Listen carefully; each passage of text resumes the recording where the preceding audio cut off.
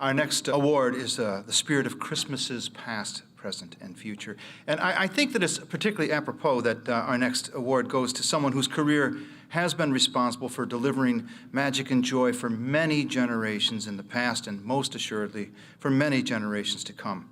I know that the product of his industry had a great impact on my own life when I was a child back in the 50s. My brothers and I would watch the commercials on our little black and white TV set, and then we'd look at each other in awe, thinking, maybe, just maybe, if we're good enough, maybe Santa would bring us a Lionel train set for Christmas. It was the stuff of dreams for little boys, and little girls too. And Dick KUGHN, an investor and a businessman of the highest order, went back to the root of our dreams, and he purchased a flagging toy company that was on the verge of bankruptcy, and he turned it back into the stuff that those dreams are made of. They call him Mr. Lionel for good reason. Back in the 70s till the mid-80s, the once popular toy company had pretty much fallen off the radar. They had been purchased by a cereal company who moved their manufacturing facilities across the border into Mexico. And they were putting out a less than stellar product. They had the license for the name, but they didn't take the product that made the name great. The market had changed, and Lionel had not figured out what they needed to do in order to recover. So sales were plummeting, and that's when Richard KUGHN stepped in. It was his business savvy, but most especially his passion for the trains that helped Lionel turn the corner. Richard was a collector, and he understood that 3 rail gauge electric trains better than almost anybody in the world because he had collected them from the time of his youth. As a result, he knew the people who purchased them, and so he began to conform his vision to match theirs. He saved the company, and in a small but significant way, he might have helped save Christmas morning itself for another day. Our next award is called The Spirit of Christmases Past, Present, and Future, and I can't think of many other people living today who would be so deserving of such an honor. In 1985, Richard P. KUGHN, a Detroit businessman and enthusiastic Lionel collector, opened negotiations to buy Lionel. On April 26, 1986, the deal was completed, and Richard KUGHN became the sole owner of Lionel Trains, Inc. A new chapter in Lionel's history began. My business advisors, my accountants, who told me that I really shouldn't do this, it was too much of a risk. At that point, if I did not have the emotional side and the love of Lionel the way I did, I never would have bought the company. So it was a blend. I said to myself, I think I can take the emotion and make that a part of the business plan of moving it forward, and between the two, maybe do something with the company and put the stuff back in the market. Richard KUGHN's vision was to expand the high-end collector line. I knew that we were not doing the product line that the consumer wanted. So we went through quite a study looking at the possibility of remote control and improving sound systems. We have to look at all of our options and come up to speed when it comes to electronics. In 1988, Lionel produced Railscope. It was a small video camera placed inside the engine that transmitted a black and white engineer's eye view picture as it traveled down the track. Lionel began to reissue pre-war tin plate trains in both standard and O gauges. Called Lionel Classics, the gorgeous Hiawatha passenger set from 1935 was the first. I thought the Classics line was a great idea, especially if you had a layout. Being able to operate all those great trains from the past was a big thrill. You could keep the original on the shelf and operate the reissue. Lionel also entered the rapidly expanding G-scale market. These trains were big and whimsical and presented Lionel the opportunity to expand sales in a new market. Electronic sounds have been an important part of modern-era Lionel ever since the mighty Sound of Steam in 1970. And in 1989, Rail Sounds, a major development in model railroading, was introduced. Neil Young and I tied together, and Neil is a great guy when it comes to electronics. On top of being a great musician and a great composer, he was a natural to team up with, and so we formed Liontech. It's in his heart, it's under his skin, it's in his head. He's got the same incurable disease. Lionel celebrated its 90th anniversary in grand style by reissuing the standard gauge Blue Comet set and the 700E scale Hudson. To meet the growing demand for scale trains, Lionel introduced the T1. It would turn out to be a breakthrough locomotive. The T1 was a landmark locomotive because it told the Lionel customer it was okay to buy scale. It also started a new wave in layout building. The toy train layout was out, and a new type of layout called high rail was in. The high railer wanted the scale look with the dependability of three-rail operation. This opened the door for Lionel and their competitors to a new scale market, which has dramatically changed the landscape of the toy train hobby. Lionel reissued the Santa Fe F3, the most popular toy train ever, and the Irvington cars, now with a Sager Place observation car. New items include multiple unit commuter cars, a lift bridge,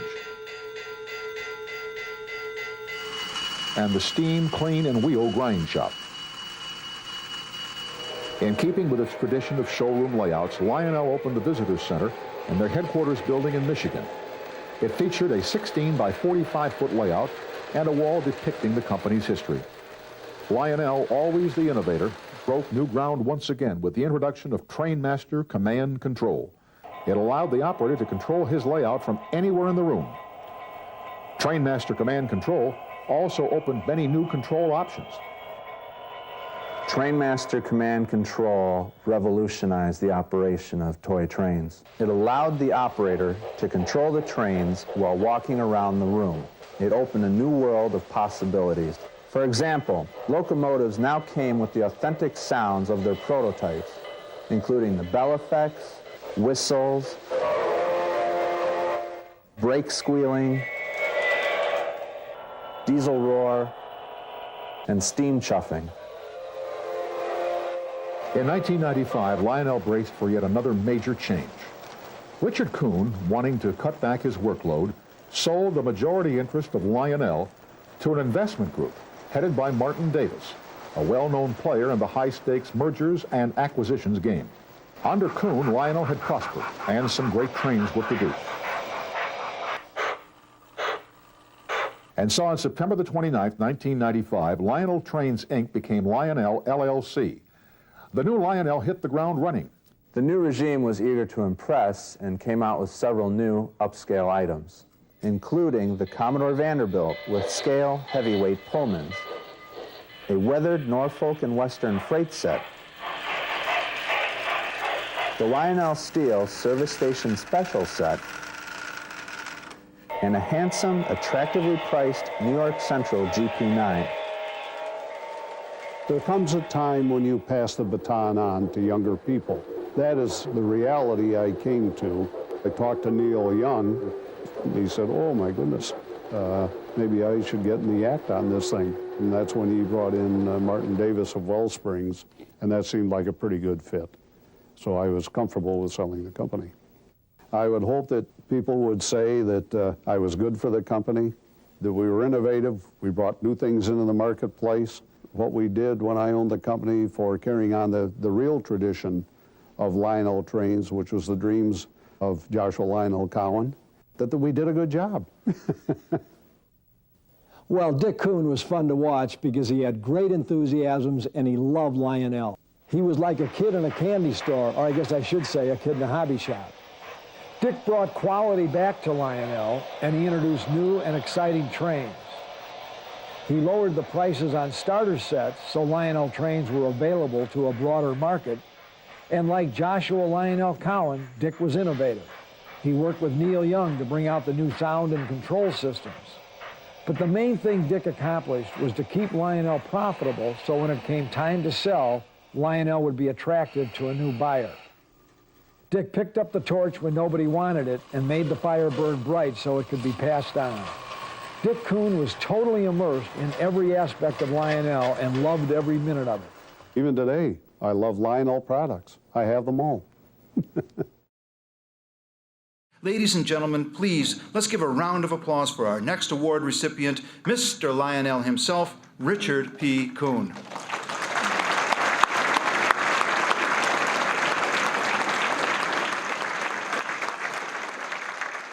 Thank you. Well, I sure had fun over the years playing with my toy trains. It was an experience that few people have the opportunity of going through in a lifetime, but I had it. They talked about past, present, and future of Christmas. I'd like to just, for a moment, go back in time and talk about that. But before I do, I want to say to you, Father, thank you so much for inviting me here tonight to talk to these people. And you, Santa Clauses, the epitome of the example of what Christmas is all about.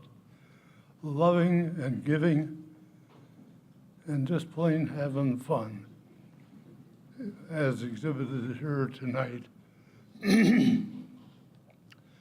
Going back in time to when I was 3 years old, it was Christmas time, and I went to bed at night at Christmas. And during the night, I got up out of bed, opened the door, and went into the living room, and there was Santa Claus. Yeah, he really was. However, as I grew older, I realized that that was quite a dream I had. There was no reality to it. But here's the reality here.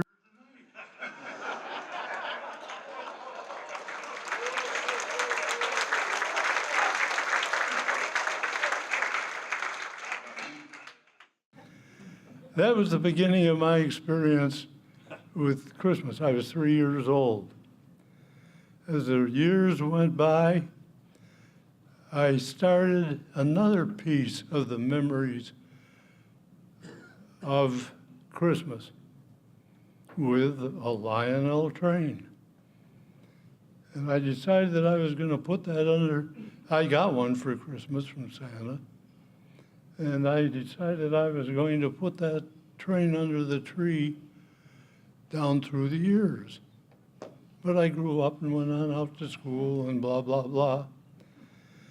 So I had a hiatus in between of about 5 or 6, 7 years. But I came back to the root of it all, and that was opening up the boxes of Lionel trains after the Christmas tree was put up, and put the train on underneath the tree running. I was a young man then, but boy, did I have fun. Not only me, but all my buddies and girlfriends. And as time went on, I continued that tradition. Even to this day, at Christmas time, I will have a train running under the Christmas tree, which I'll tell you about in a few minutes. But in between,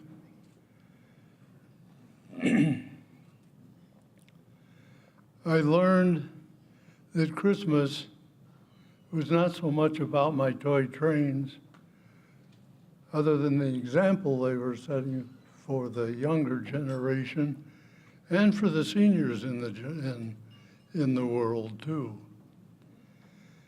But it was about Christ, the birthday of Christ. And that was the important part about Christmas, and still is, and I hope always will be.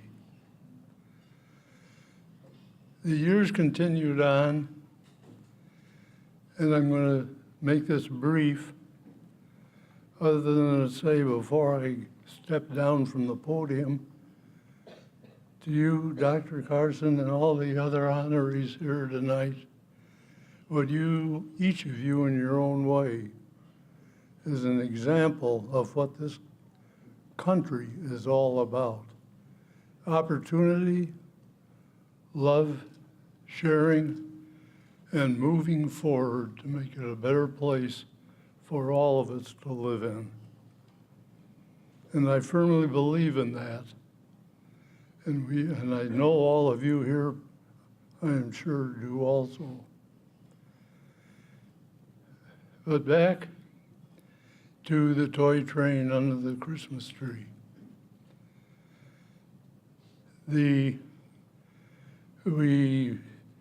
had a Christmas tree, then right next to the Christmas tree, we had a grand piano and plenty of space underneath for me to move my train operator rating from under the Christmas tree to under the grand piano in a circle. And we'd get down on the floor, turn the transformer on, and away the train would go. Now that today is a modern train, toy train, symbolic of Christmas because of the decorations of that train and the music it plays, Christmas music. And we'd sit there and watch it. And that train would go around. I had a controller in my hand, and I'd push the button, and lo and behold, ho, ho, ho! Merry Christmas, all. Merry Christmas.